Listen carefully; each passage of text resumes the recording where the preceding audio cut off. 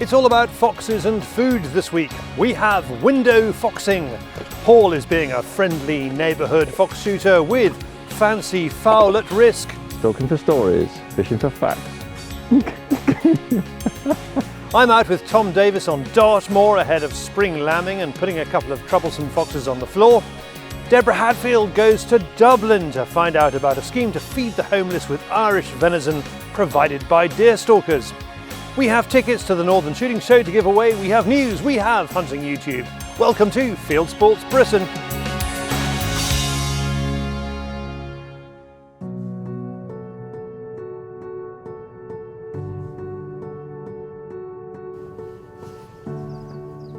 Ever wondered how to shoot an urban fox safely and considerately? Well, those with a bungalow might as well stop watching now, as a first floor bedroom is the ideal shooting position. That is where Mr. Childerley is setting up his 2.2 Tikka, a calibre suitable for foxes as long as you are deadly accurate and shooting no more than a back garden away. It's actually harder than doing it when you're out in the middle of 1,000 acres, because you've got to do it obviously quietly, effectively, not upset anybody, because obviously not everybody hates foxes. Like, I don't say I hate foxes, but I've had a lot of issues with foxes, as most gamekeepers have. And people like chickens obviously had the heartache of picking up dead chickens in the morning, so been called in to do the job. Like a scene from Rocky. Yeah. Paul has a frustrated friend in a fix over a fox. His cherished chickens are getting way too much attention from the locals, and he has asked if Paul could improve the chicken survival odds. Nice chap, isn't he? Yeah. Yes, this is actually chickens that we bred and give to some local people. So, yeah, it's a big old rooster. American game these are, and actually quite a nice chap. He's very friendly. Yeah, he is. Yeah, yeah. Big old spurs on him. Look.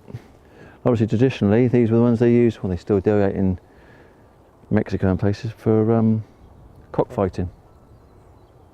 Wow. But he's seriously a strong lad, he is. Whoa, my old fruitcake, whoa.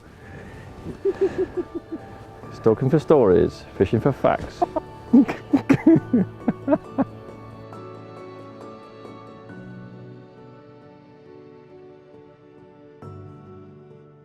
Paul is using a special recipe bait to get the foxes within a sensible range for this small calibre. What's your bait of choice then? Whiskers. Hmm? Whiskers and dog food. All right. Disgusting. Look at that. Ugh. Absolutely disgusting. Actually makes me feel a bit sick. What, cat food? Yeah. Don't have a cat then. Enough round about to not need one. Oh, it does smell, doesn't it? Doesn't it? It stinks. How could they eat that? That's what they just said. Ugh. Foxes love it. Yeah. To smell, isn't it? Mm. It's not to Paul's taste, but the foxes go mad for it.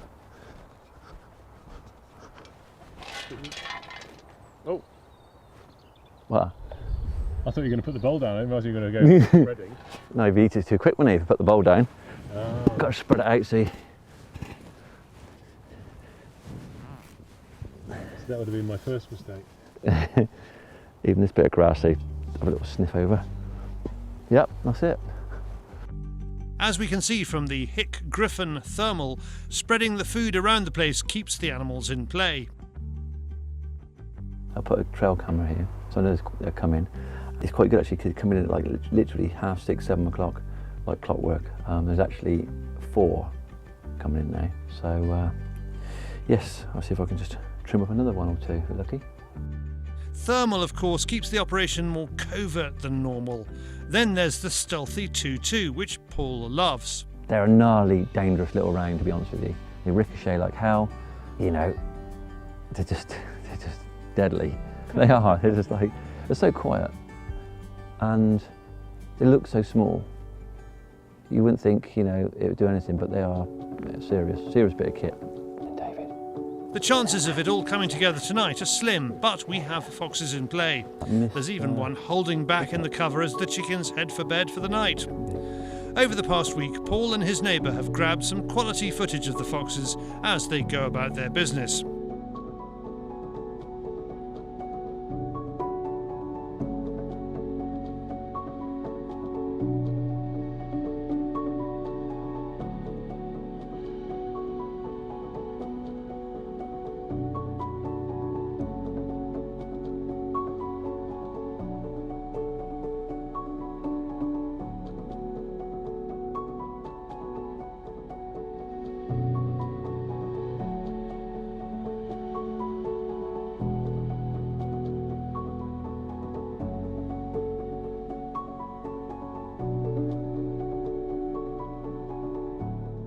love activity. Come in perfect timing, 6 to half 6.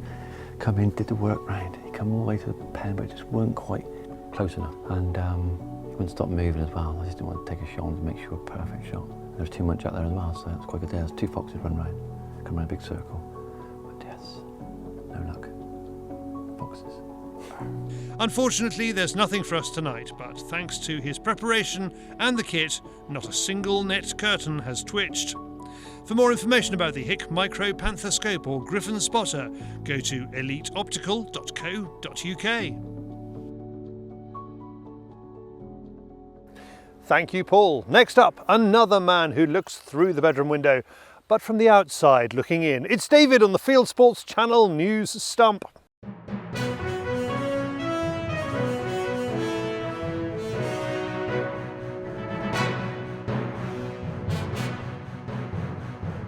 This is Fieldsports Channel News. A high-profile community buyout in the Scottish Highlands has folded, losing millions of pounds of taxpayers' cash. The Assynt Foundation was created 17 years ago, so crofters could take control of the land they rented. Its assets now belong to a company based in England. It purchased 44,000 acres of land, including the Swilven Mountain, using more than £2 million from the Scottish Government. The holding company, which has 900 members, also received another £2.4 million in aid. Its trading arm reportedly has unpaid tax and bank debts. Glencanis Lodge near Lochinver is to be rented by an English company as a boutique hotel. A Scottish politician is under fire for highlighting the damage sea eagles do to Scottish livestock. The SNP MP Angus MacNeil posted images on social media of mutilated lambs, describing them as the work of white-tailed eagles. He says that populations of the predator, which has an 8-foot wingspan, are being kept artificially high after being reintroduced in 1975 and should be culled in hotspots where they hunt farm animals. He refers to them as lamb eagles, not sea eagles. Antis have rounded on him. Meanwhile, the RSPB has recorded live footage of a white-tailed eagle hatching at its Abernethy Reserve in the Cairngorms. Some farmers hope that if the camera captures eagles returning to the nest with lambs to feed their young, the RSPB will have to admit the problem. A Northern Irish politician wants to bring back his bill to try and ban fox hunting. Ahead of the 2022 Northern Ireland Assembly election on the 5th of May, Alliance MLA John Blair pledges to pursue his hunting ban yet again. Despite the defeat of his controversial bill in December, he's made it clear in an article in the Antrim Guardian that, if re-elected, he would pursue its reintroduction at the earliest opportunity. Fieldsports News interviewed Blair and members of the hunting community in the run-up to the last bill. There's a link to that film in the description below. Deer stalkers are driving venison food aid from Ireland to the Ukraine. The crisis has moved deer stalker Paul Fletcher and his son, also Paul, to take action. They're driving a van full of venison burgers, sausages and meat from Tipperary to Poland. Hunters from the Wild Deer Association of Ireland have supplied the animals that have been prepared for many charitable causes. Paul is making the 5,000-mile round trip alone and is funding the costs himself. So what we've seen on the television has moved us greatly to see all these children homes being destroyed, children on the streets. So what we're doing is we decided, myself and my son, who's in partnership in business, we've decided that we will donate.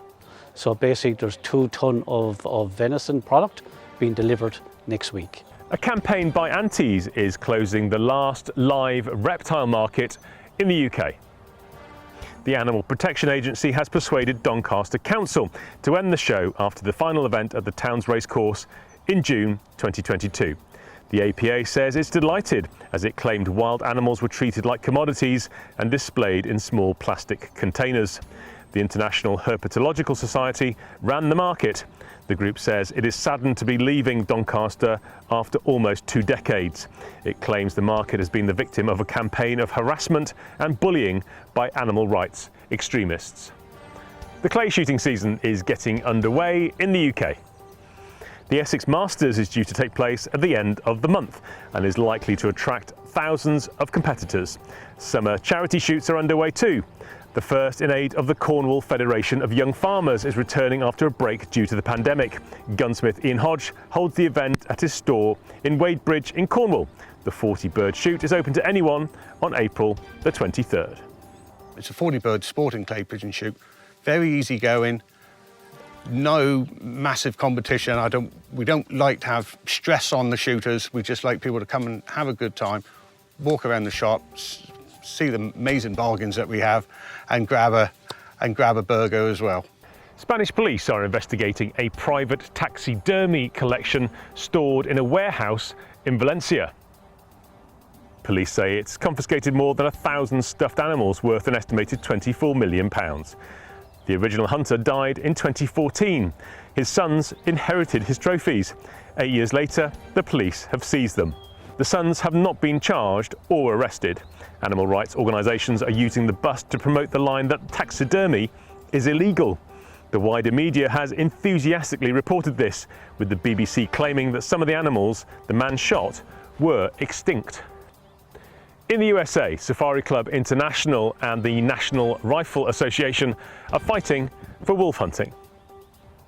The two organisations are appealing against the judge's decision to overturn a motion in 2020 that removed federal protections for wolves, a triple negative that will allow wolf hunting in 48 states, including Michigan, Minnesota and Wisconsin.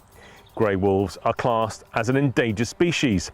SCI and 23 other hunting groups have also sent a letter requesting the US Fish and Wildlife Service, the government agency in charge of wildlife, appeals against the decision too. Thanks to Per Helmser for the story. In Alberta in Canada, the government has put a bounty on boar. Hunters will be paid $75 for each animal they catch or shoot. The initiative is to keep the pigs under control in the province.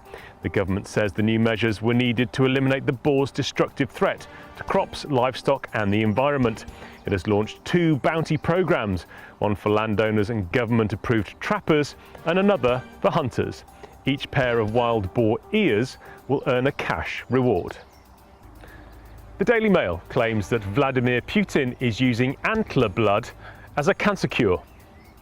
The newspaper says the Russian leader is bathing in the blood from deer antlers to help fight thyroid cancer. The newspaper claims that during their growth phase, developing antlers have a special hormone which can boost health.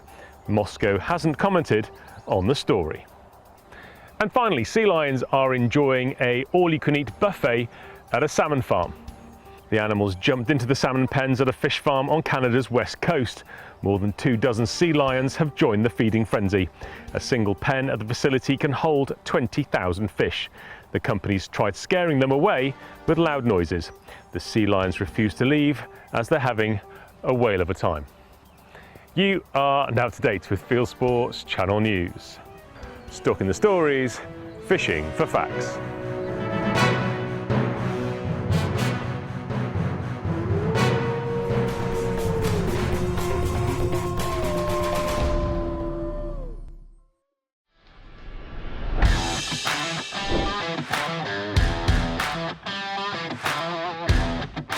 Pheasant bagels are really good. I'm going to smoke the pheasant. We've got them in a brine. We've had them in there for about 8 hours in kind of just a real basic brine of like salt and sugar. Just put a bit of star anise in there as well, which I quite like that little hint. We're going to take them out, pat them dry, pop them in the smoker for about 25-30 minutes. Give them a glaze of honey, pop them in there for another 10 minutes or so. Let them cool down and slice them up in a bagel with some chipotle mayonnaise. Some greenery. Very nice dish to make for anyone really who kind of likes chicken, like a good substitute. Because you've smoked it and it's going to have some nice moisture in there, it's got some nice flavours, it's going to keep well as well. It's a really good one to do and extremely tasty as well.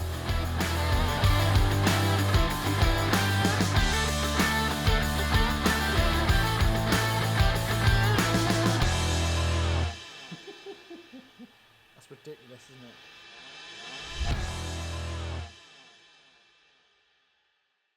Now, are you going to the Northern Shooting Show at Harrogate in Yorkshire on Saturday the 7th and Sunday the 8th of May? Visit bit.ly/NSS22 for ticketing details. The competition prize in our Tuesday night Fieldsports Extra show is 5 pairs of tickets to the Northern Shooting Show. If you want to know how to win them, easiest way is to sign up for the Fieldsports Nation, who get to watch Fieldsports Extra each week. Link in the description below. Do that and you get to support our work, such as this piece, which publicises an excellent scheme in Ireland, feeding wild shot venison to the homeless of Dublin. News correspondent Deborah Hadfield investigates. Hopeless, broke and hungry.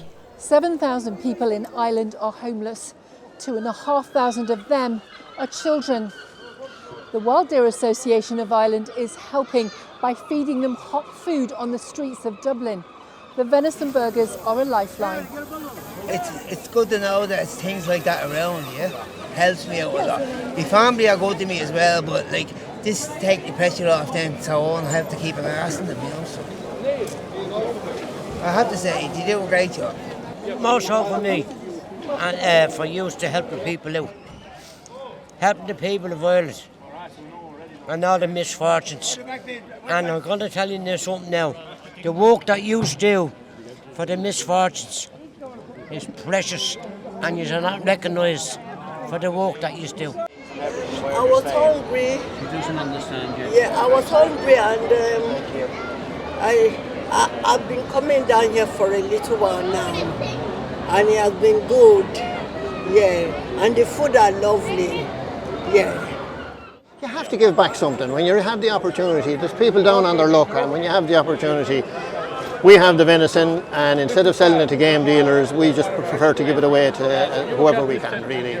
They love it really. You know, some people are really badly in need, and a warm meal, something, they get cold food here all the time, but when we supply the cooked venison, the cooked burgers for them, they love it. Ireland has 3 main types of deer: red, fallow and Tikka. Hunters from across the country donate their game to provide the meat for the burgers. The Wild Deer of Ireland Association supplies premier game in Tipperary. Paul Fletcher and his son, Paul Jr., create the handmade burgers. We collect throughout the 26 counties of Ireland, right?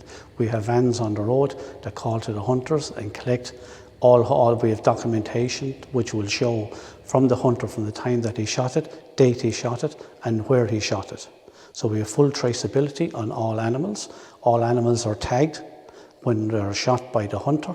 We supply the hunter with the tags, therefore that is recorded in all intake documents. And then we have our own recipe, right, which will remain a secret because we're 3 generations now in this business. And my son Paul is now up with me as well. He's a partner in the business, and we have our own recipe that we've developed over the years. And basically we've left it into different people to try and see what they think of it, and everybody loves them. For many people here, the venison burgers will be the only hot food they eat today. And for some people, it will be the only hot meal they have all week. I love it, it just waters in your mouth, you know. It's lovely. I had it a few times. Fine, it's all right. Yeah, it's okay. It's beautiful, tasty and very nice. Members of the Wild Deer of Ireland Association also volunteer to serve people at the barbecue in the centre of Dublin on a Saturday night. It's always good to help the next person and give them a sense of hope that somebody is thinking of them, you know. And at the moment with this Ukrainian situation, there is a lack of food available because a lot of donations are going abroad. So we're going to be up on our own ante as regards supplying and being here. And all we can do is our best for these people, very humble people. We feel it's good to be involved with people and help them out where possible, because God knows, anyways, there are only 2 bad days from being in a situation similar. It means a lot. You see some very deserving cases here. You have people living in sheltered accommodation. They have no way of cooking food for themselves. And when we can provide them with a cooked meal, you see the happy smiles on the kids' faces when you get them their burger and putting the sauce on it and the cheese on it for them. It's very good. It's enjoyable. Paul Fletcher and his son drive 3 hours from Tipperary to bring the fresh venison burgers to the city and then cook them too. So when you see these children here tonight who mightn't have eaten for a day or 2, and they're watching you cooking the burgers and they're nearly drooling looking at them. And they actually, when they say a thank you, it's from their eyes, not their mouth. They're so delighted to see you. Hundreds of people queue every week to be fed at the charity barbecue and pick up food. Some of them are homeless and sleep on the streets. Others are living in hostels with nowhere to cook. So the name of the charity is Lá Fáilte, and it means welcome in hand in Irish. So what we do is we come in here on Saturday night, and it's more so like helping vulnerable people, not only the homeless. So we will help like from young children in hostels and people sleeping on the streets and stuff. Like the homeless, they wouldn't get a lot of meat, and like they like it kind of fills up their bellies and stuff as well. The charities say people across Ireland are struggling to put food on the table. And as prices keep rising, they're seeing things get worse. We, believe it or not, in Ireland today, there's an awful lot of people struggling to keep food on their tables here in Dublin and Ireland, and it's very, very important for them people to be fed. It's 100% protein, there's nothing added to it. It fills them up, gives them a full belly for the evening. They leave here happy, they leave here full, and they're very, very appreciated for that. Many of the volunteers supporting the barbecue have previously been homeless and are keen to help. When you are homeless, when you don't have anything, that is the only hope you got, at least to survive, because it's important to survive. It's not only hope. At the moment we're seeing there's a lot of homeless every single week. There's no social and affordable housing. The rents are becoming too high in this country.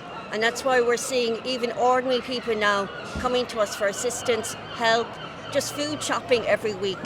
From deer in the fields of Ireland to venison burgers for the homeless on the city streets. Hunters are happy that their sport is helping people eat and forget their troubles, even for a little while. More information is available in the description below. Thank you, Ambrose, for fixing up that trip. Now we have a competition for Fieldsports Channel viewers. While the RSPB and the BBC are getting overexcited about the Big Garden Birdwatch, which sounds perfectly lovely, don't forget those two organisations are committed to stopping us shooting pest species such as magpies and jays. So we're running a competition for our viewers called the Big Garden Pest Watch. If you have a trail cam, or if you are very quick with the camera, we're after footage of pest birds stealing eggs and nestlings. Simply set up your trail cam next to a nest, and once the pest birds have struck, send us the footage. Best pictures or video will win a prize that we're still working on, but it'll be a good one, and crucially it will help sway public opinion on this issue. Just last week we saw the Welsh Government ban magpie and jay shooting and trapping. We need to show what these birds do to far rarer species. Next up, more foxes as Tom Davies takes to the lambing fields around Dartmoor in Devon, and I join him.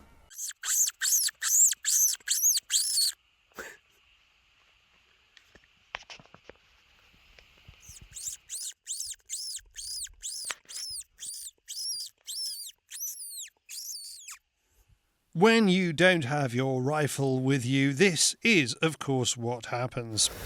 Tom Davies is now looking shifty when he meets farmers in the road. It's March and they're worried about their pregnant ewes that are about to produce spring lambs. We're out after foxes at night and Tom is feeling guilty. I haven't done much recently to other reasons, but yeah, so hopefully we'll see a few tonight. What other reasons? I've been busy being Dad of the Year. Well, Dad, anyway. Yeah, attempting, trying. Yeah, it's been a very hectic few months, you know, game season, baby, venison, it's all been a bit manic. So, you know, any spare time I've had, I've been wanting to be at home with the baby, to be honest. And I've been doing a bit of foxing, you know, with a farmer, landowner calls me. I've been going and sorting that, but yeah, not too much. Before we get started, Tom wants to check the zero on his new thermal scope, a Pulsar Krypton. He has a new target from Pulsar that lights up the thermal scope so you can zero at night. Stephen got some thermal zeroing targets made by Pulsar. I'm going to give these a try. I've just been doing some research on the Pulsar Krypton, which is a front-mounted thermal add-on onto your day scope. And some people have found that there's had a different point of impact with the bullets on using that scope. So I haven't actually tried using this on target. I've just put it on and cracked on and used it and had no issues, but I just thought I'd give it a go on these targets which I haven't used before, which are activated thermal targets. I'll get one out, I've got it in my pocket. So that's them there. It says don't take them out of the packet until you're ready to use them, just simply, I'm guessing the heat only lasts for a certain period of time.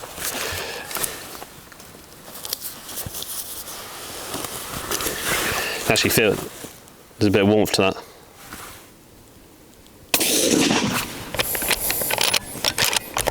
The first two shots with the Krypton is these two here. You can see they've gone right, you know, knocking on 2 inches there from centre of the target.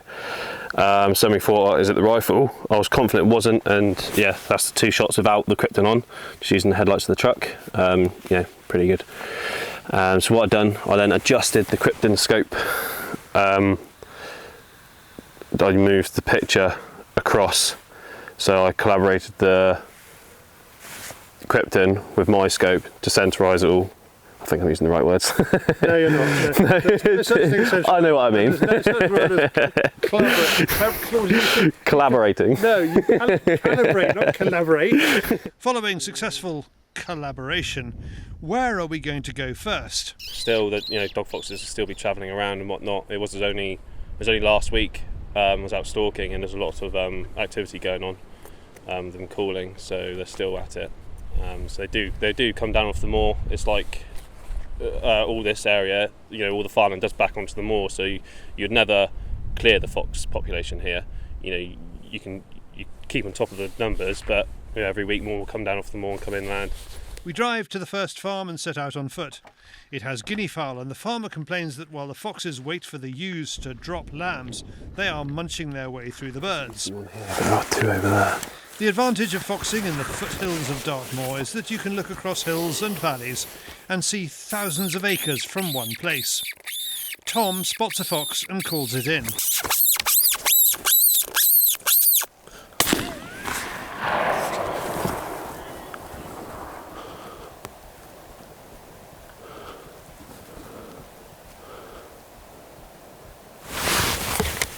Well, it come out the trees, and I say it come into about 40 yards, and we're stood right on the skyline here. You see, there is no cover for us to stand behind, and it's the best viewing point for this valley. And yeah, you know, Fox is normally pretty switched on to that, but yeah, he must be fairly peckish because he come right in to the call. So yeah, got the job done. Yeah, dog. Yeah, I thought it would have been. A dinky little dog though. Really? Not really massive, but still a guinea fowl lover. Former guinea fowl lover. Yeah, no more guinea fowl for this one. So hopefully that is the one. We spend time chasing distant eyes. You can see such a long way with the thermal, sometimes you have to accept that by the time you've got to where the fox is, it will have moved on. The next place is a field next to a lambing shed.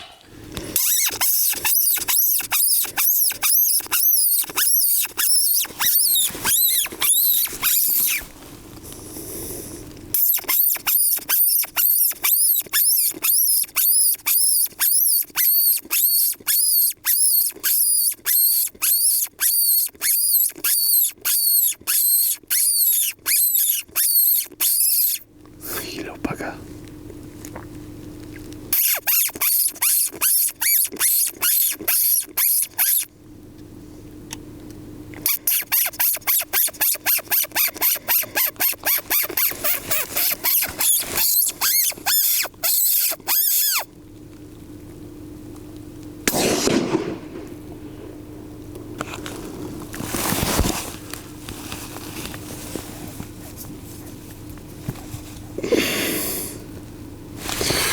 Nope. Oh, see. Don't need to load that. It come down. Well, it started to run away.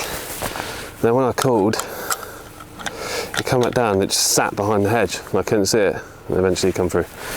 So that's the, hopefully that is the lamb killer. It's been the lambing shed's literally just here. He's been lingering around there and in front of the lambing field for a couple of days now, so hopefully that's the one. And it's literally on my doorstep. Oh Christ, I thought it looked a bit messy in the bloody scope. That was facing me as well. Christ, what a mess.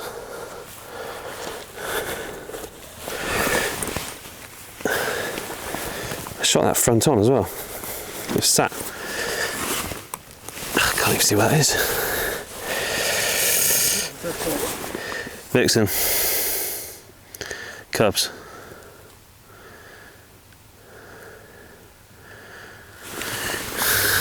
She's dried up, hasn't she?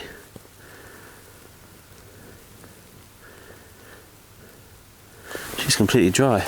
She's got cubs somewhere. We'll see what I can do. I can only do what I can do, but hopefully if I see them, I'll dispatch them. 2 on the ground is a good night. The farmers can sleep better, and Tom can stop trying to avoid them in the lanes. Later on, he mops up the cubs and sends me this thermal image.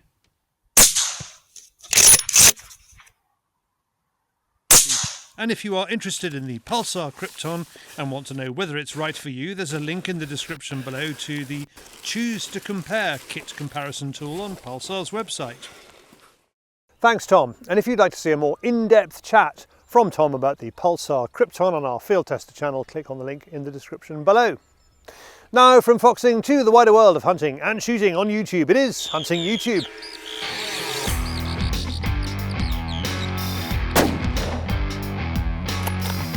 This is Hunting YouTube, which aims to show the top hunting and shooting videos that YouTube has to offer. Jim Wood Shooting is after rabbits with his rimfire. He is out in the daytime, at night, and his night is eventually cut short by the weather. One of the good things with us working with big shooting brands is that it inspires them to make good quality films for their own channels. This is Sasco introducing a switch caliber hunting rifle, the Sasco 100. Pedro Ampuero from Spain makes this film about red stags in Germany in English. He's stalking in the forests of Uckermark in northern Germany during the rut.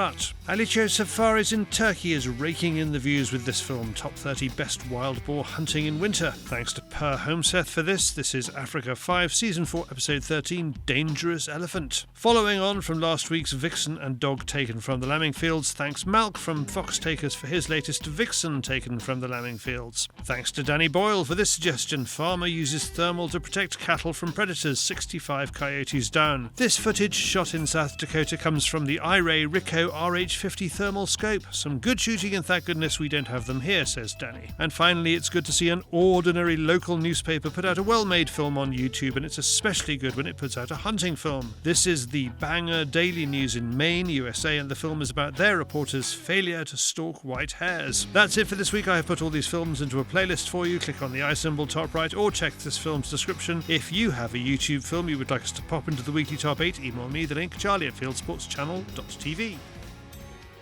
Well, that's it for this week. If you haven't done so, please whiz over to our website, fieldsportschannel.tv. You can click like us there on Facebook and on Instagram. Follow us on Twitter, subscribe to us on YouTube, pop your email address into our register page and we'll contact you about this show. Fieldsports Britain, it's out at 7 PM UK time every Wednesday. And this has been Fieldsports Britain. Good hunting, good shooting, good fishing. Happy Easter and goodbye.